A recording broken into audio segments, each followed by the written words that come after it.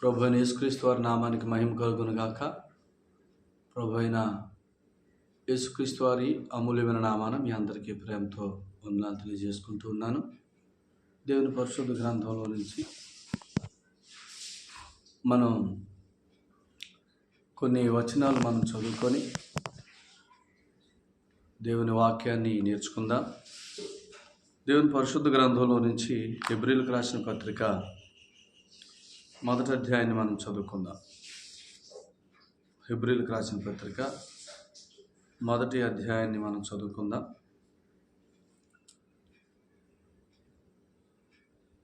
పూర్వకాలమందు నానా సమయములలోనూ నానా విధములుగాను ప్రవక్తల ద్వారా మన పితరులతో మాట్లాడిన దేవుడు ఈ దినముల అంతమందు కుమారుని ద్వారా మనతో మాట్లాడెను. ఆయన కుమారుని సమస్తమునకును వారసులుగా నియమించెను. ఆయన ద్వారా ప్రపంచములను నిర్మించెను. ఆయన దేవుని మహిమ యొక్క తేజస్సును, ఆయన తత్వం యొక్క మూర్తిమంతమునై ఉండి తన మహత్తు గల మాట చేత సమస్తమును నిర్వహించుచు పాపముల విషయములో శుద్ధీకరణము తానే చేసి దేవదూతల కంటే ఎంత శ్రేష్టమైన నామం పొందినో వారికంటే అంత శ్రేష్ఠుడై ఉన్నత లోకమందు మహామగుడుకు దేవుని కుడిపార్శ్వమున కూర్చుండెను. ప్రార్థన చేద్దాం. పరిశుద్ధుడైన తండ్రి, ప్రేమ కలిగిన దేవా, మీకు వందనాలు. మీ కుమారుడైన యేసుక్రీస్తు వారిలో మా జీవితంలో, మా బ్రతుకులో మీరు చేస్తున్న మేలులు ఉపకారాలన్నిటికీ కృతజ్ఞతాస్తుతులు చెల్లిస్తూ ఉన్నా. మీరు మాకు అనుగ్రహించిన ఈ మంచి సమయానికే కృతజ్ఞతాస్తుతులు స్తోత్రాలు చెల్లిస్తున్నా. ఈ సమయాన్ని మా అందరి వినుకొల్లో దీవెనకరంగాను ఆశీర్వాదకారణంగాను చేయమని, మీ ఆత్మ ద్వారా వాక్శక్తినిచ్చి మీరే మాట్లాడమని యేసు ప్రభు వారి పేట ప్రార్థిస్తున్నాం తండ్రి, ఆమేన్. ప్రభునందు ప్రియులారా, మనం హెబ్రీయులకు రాసిన పత్రికలో నుంచి మొదటి అధ్యాయంలో కొన్ని మాటలు చదువుకున్నాం. ఈ పత్రికలో మొదటి వచనాన్ని మనం చదివితే, పూర్వకాలమందు నానా సమయములలోను నానా విధములుగాను ప్రవక్తల ద్వారా మన పితరులతో మాట్లాడిన దేవుడు అనే మాటను మనం చూస్తున్నాం. నానా సమయాల్లో నానా విధాలుగా పూర్వం ప్రవక్తల ద్వారా మాట్లాడాడు, మన పితరులతో మాట్లాడాడు అని రాయబడింది. ప్రవక్త అంటే ఎవరు అని అంటే, దేవుని పక్షంగా మనుషుల వద్దకు వచ్చేవాడిని ప్రవక్త అంటారు. దేవుని పక్షంగా మనుషుల వద్దకు వచ్చేవాడు ప్రవక్త, లేదా దేవుని సంగతులను తీసుకొని ప్రజలకు తెలియజేసేవాడు ప్రవక్త. సో పూర్వకాలంలో ప్రవక్తల ద్వారా మాట్లాడాడనంటే ఆయన ఏం మాట్లాడాడు చదువుతాం చూడండి. లూకా సువార్త 24వ అధ్యాయం. లూకా సువార్త 24వ అధ్యాయం 27వ వచనాన్ని మనం చదువుదాం. 26 నుంచి, క్రీస్తు ఎలాగూ శ్రమపడి తన మహిమలో ప్రవేశించుట అగత్యము కాదా అని వారితో చెప్పి, మోషేయు సమస్త ప్రవక్తులను మొదలుకొని లేఖనములన్నిటిలో తన్ను గూర్చిన ప్రవచనముల భావము వారికి తెలిపి. ఇప్పుడు ఇక్కడ మాట్లాడిన మాట ఏంటంటే, 26లో క్రీస్తు ఎలాగూ శ్రమపడి తన మహిమలో ప్రవేశించుట అగత్యము కాదా అని వారితో చెప్పాడు. ఎవరితో? ఈ అమ్మాయి మార్గంలో ఇద్దరు దుఃఖముఖులుగా వెళ్ళిపోతున్నారు.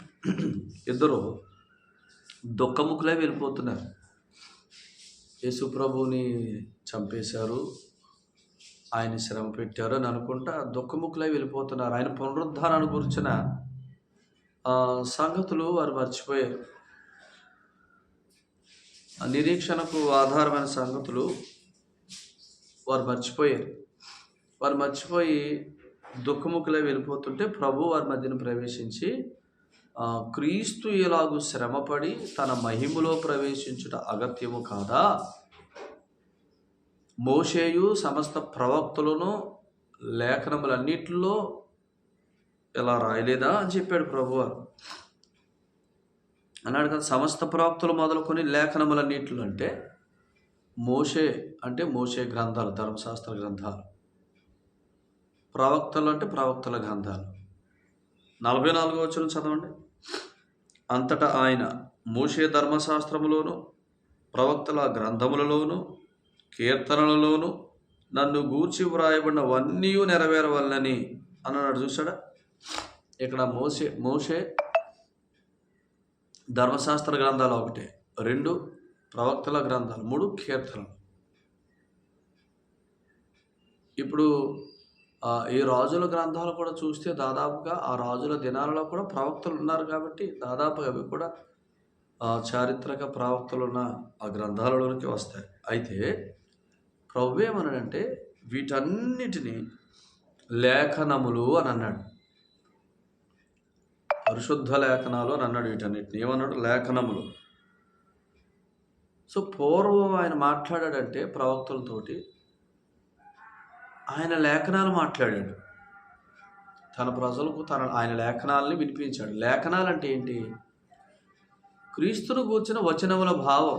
పైన ఉంది కదా 27లో, మోషేయు సమస్త ప్రవక్తలను మొదలుకొని లేఖనములన్నింటిలో తన్ను గూర్చిన వచనముల భావము.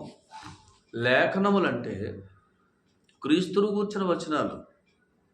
ఇక్కడేమన్నాడు 44లో, లేఖనాలు అంటే పాత నిబంధన గ్రంథాలన్నీ లేఖనములు లెక్కలోనికి వస్తాయి. ఎందుకంటే వాటన్నిటిలో యేసుక్రీస్తు ప్రభువారు దాగి ఉన్నాడు. తన కుమారుణ్ణి, ఆ కుమారుని ద్వారా ఆయన సంకల్పించుకున్న సంకల్పాన్ని తెలియజేయటానికి ఇచ్చినవే లేఖనాలు. పూర్వకాలం ప్రవక్తల ద్వారా మాట్లాడాడంటే, ప్రవచనాలు ఇచ్చాడనంటే సో ఆయన సంకల్పాన్ని తెలియజేయటానికి. ఇంకొక మాట చదువుతాం చూడండి, యోహాను సువార్త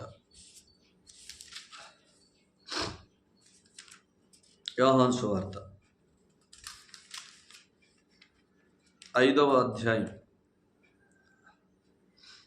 39వ వచనం. లేఖనముల యందు మీకు నిత్య జీవము కలదని తలంచుచు వాటిని పరిశోధించుచున్నారు, అవే నన్ను గూర్చి సాక్ష్యం ఇచ్చుచున్నవి. చూసారా, లేఖనములు ఆయన గూర్చి సాక్ష్యం ఇస్తున్నాయి. లోక 24:27 ఏమన్నాడు? మోషేయు సమస్త ప్రవక్తలు మొదలుకొని లేఖనములన్నిటిలో తన్ను గూర్చిన వచ్చిన భాగం. అంటే లేఖనాలన్నిటిలో ఎవరున్నారంటే ప్రభువైన యేసుక్రీస్తు వారు ఉన్నారు. ప్రవక్తలు ఏం ప్రవచించారంటే లేఖనాలన్నిటిలో ఉన్న యేసు ప్రభువును ప్రవచించారు. అందుకనే పూర్వకాలం మొదలుకొని వారు ప్రవచించింది దేవుని సంకల్పాన్ని, ప్రభువైన యేసుక్రీస్తు వారిని, లేఖనాల సారమైన యేసు ప్రభుని, లేదా లేఖనములలో ఉన్న నిత్య జీవమును. యోహాను 5:39 ప్రకారం లేఖనాల్లో ఉన్న నిత్య జీవాన్ని గూర్చి సాక్ష్యం ఇచ్చారు. లేఖనాల్లో ఉన్న యేసు ప్రభుని గూర్చి సాక్ష్యం ఇచ్చారు. కాబట్టి పూర్వకాలమందు నానా విధములుగా నానా సమయాల్లో ప్రవక్తల ద్వారా మాట్లాడాడు. అయితే ప్రవక్తల ద్వారా మాట్లాడినప్పుడు ఆయన తన సంకల్పాన్ని తెలియజేశాడు. ఆయన తన సందేశాన్ని, తన సంకల్పాన్ని లేఖనాల్లో ఉన్న తన కుమారుణ్ణి, లేఖనాల్లో ఉన్న క్రీస్తును, లేఖనాల్లో ఉన్న నిత్య జీవాన్ని అనేక మందికి తన ప్రవక్తల ద్వారా ప్రకటించాడు. అయితే వారు చాలామంది లేఖనాల్లో ఉన్న యేసు ప్రభువుని అంగీకరించలేని వారుగా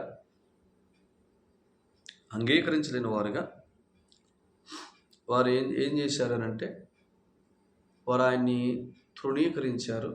వారు ఆయన్ని ఆ, అంగీకరించలేదు. లేఖనాలు కావాలనుకున్నారు కానీ లేఖనాల సారమైన యేసు ప్రభుని మాత్రం వారు వద్దనుకున్నారు. అందుకనే లేఖనములన్నిటిలో వ్రాయబడిన సంగతి ఏంటంట, క్రీస్తు ఎలాగూ శ్రమపడి తన మహిమలో ప్రవేశించడం అగత్యము కాదా అన్నాడు. అని చెప్పి ఏమన్నాడు, మోషేయు సమస్త ప్రవక్తలు మొదలుకొని లేఖనములన్నిటిలో తన్ను గూర్చి, అంటే యేసుక్రీస్తు వారి గురించి. యేసుక్రీస్తు వారు ఏమవుతారని, ఆయన శ్రమ పడతాడు, అలాగనే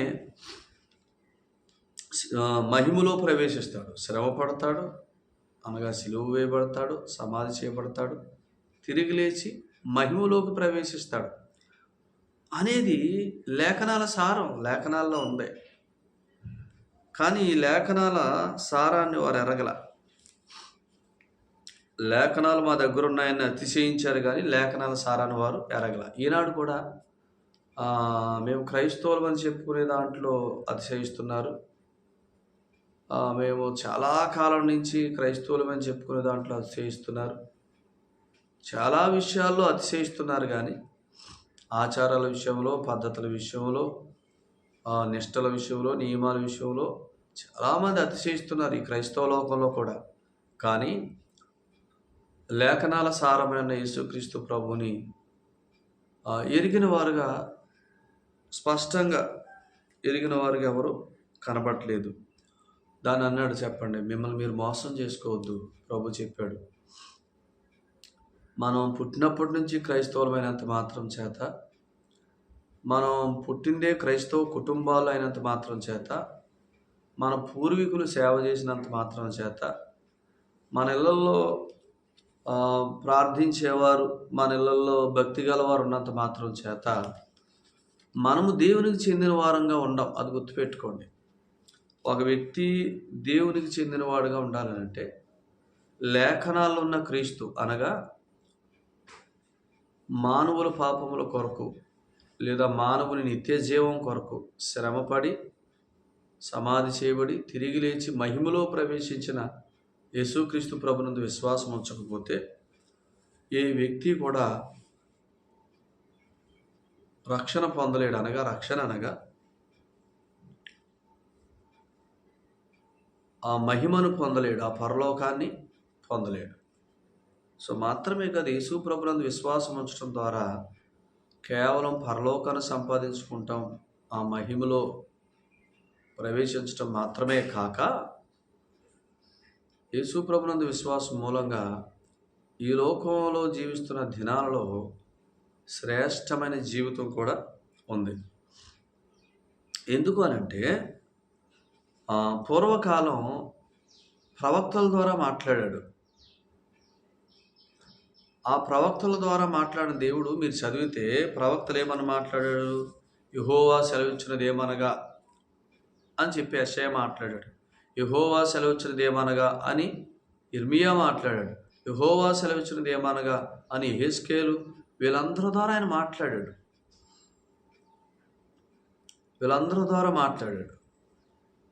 కానీ ఇప్పుడు ఇంకొక మాట, ప్రవక్తలు అనంటే సేవకులు. కానీ ఇప్పుడు ఈ దినముల అంతమందు కుమారుని ద్వారా మనతో మాట్లాడెను అనే మాట మనం చూస్తున్నాం. హెబ్రీ పత్రిక 1వ అధ్యాయంలో ఈ దినముల అంతమందు కుమారుని ద్వారా మనతో మాట్లాడినందుకు ప్రవక్తల కాలంలో ఆయన వారితో మాట్లాడాడు. ఆయన వారికి దేవుడుగానే పరిచయం చేసుకున్నాడు. యెహోవా సెలవిచ్చినది ఏమనగానంటే, యెహోవా అనగా ఉన్నవాడు అనువాడు, లేదా యెహోవా అనగా విమోచించేవాడు అని, యెహోవా అనగా విడిపించేవాడు. కాబట్టి యెహోవా అంటే విమోచించేవాడు, విడిపించేవాడు. ఎవరి ద్వారా విడిపిస్తున్నాడు అని అంటే లేఖనాల సారంలో ఉన్న తన కుమారుడని యేసుక్రీస్తు ద్వారా. ఎందుకంటే నిర్గమాకాండంలో యెహోవా అంటే తన బాహుబలము చేత వారిని ఐగుప్తులోంచి బయటికి తీసుకొచ్చినవాడు లేదా విడిపించినవాడు, తన బాహుబలం చేత మరణం నుంచి తప్పించినవాడు. సో యెహోవా అంటే విమోచకుడు లేదా విడిపించేవాడు. తన బలము చేత, తన హస్తబలం చేత, తన బాహుబలం చేత విడిపించేవాడు అని మనం చదువుకుంటున్నాం. నిర్గమాకాండంలో ఒక వచనాన్ని చదువుదాం చూడండి.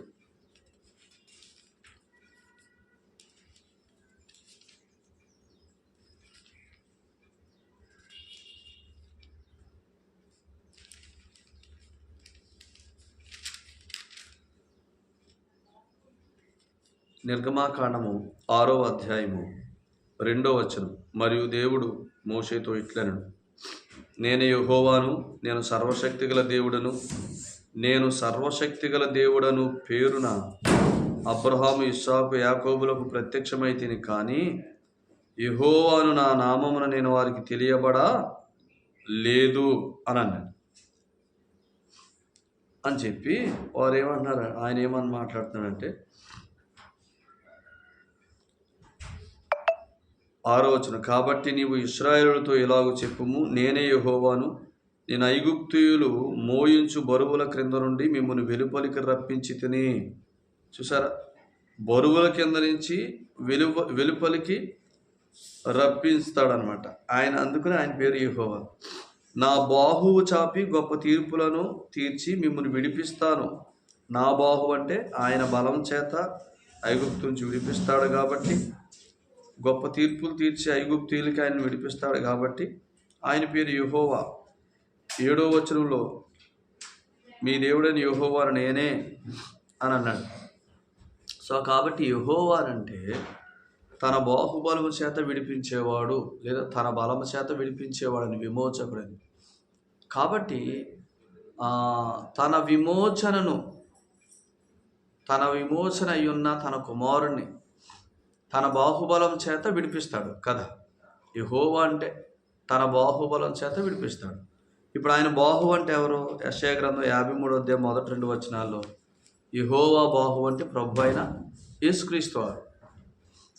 అంటే ఆయన బాహువు చేత విడిపిస్తాడు కాబట్టి ఆయన యెహోవా అను నామము కలిగింది. అందుకని ఆయన బాహువు అంటే ఆయన కుమారుడు. కాబట్టి చెప్పండి, ఇప్పుడు పూర్వకాలం ప్రవక్తల ద్వారా మాట్లాడిన ఆయన తన బాహువు గురించి మాట్లాడాడు, తన బాహుబలం గురించి మాట్లాడాడు. తన బాహుబలం అంటే ప్రభు అయిన యేసుక్రీస్తు వారు. కానీ ఆ సంగతి వారు గుర్తించలేదు. వారు ప్రవక్తల్ని చంపారు, వారు ప్రవక్తల్ని ఇబ్బంది పెట్టారు.